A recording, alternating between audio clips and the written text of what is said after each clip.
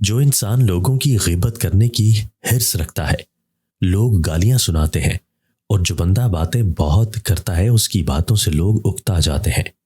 اس انسان سے پرہیز کرو کہ کہیں اپنے بھائیوں کی غیبت میں زبان کے گھوڑے پر سوار رہے، یا منہ سے وہ بات نکالے جو تجھ پر حجت ہو، اور وہ تیرے ساتھ برائی کرنے کا بہانہ بنے۔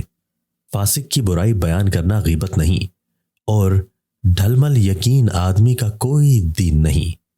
تمام لوگوں میں سب سے اچھا اور افضل وہ انسان ہے جس کا نفس گناہوں کی آلائش سے پاک ہو اور وہ غیبت کی طرف راغب نہ ہو۔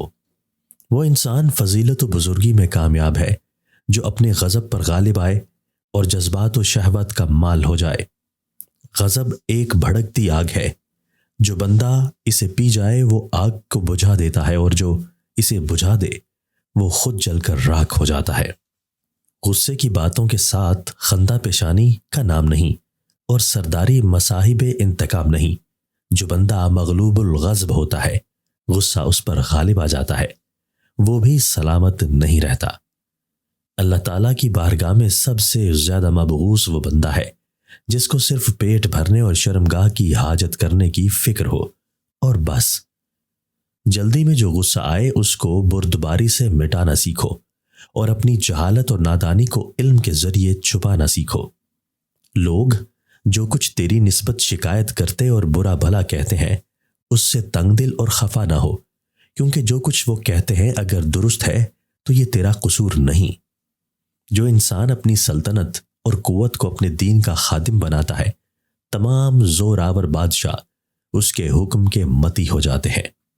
تیرا قاصد تیری بزرگی کا ترازو، اور تیرا قلم تیری بات کے بیان کرنے میں سب سے زیادہ مؤثر ہے۔ کریم وہ ہے جو حرام کاموں سے پرہیز کرے اور غیبوں سے پاک رہے۔ در حقیقت کرم اسی کا نام ہے کہ انسان اپنے نفس کے ساتھ تو بخیلی کرے مگر دوسرے کو کھلانے پلانے سے ہاتھ نہ روکے۔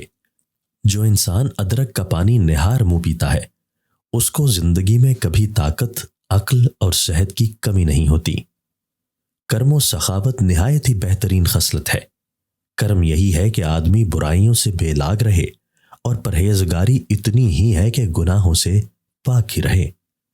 جو بندہ تیرے عطیہ کو قبول کر لیتا ہے وہ بے شک صفت کرم کی ترقی کے لیے تیری اعانت اور مدد کرتا ہے۔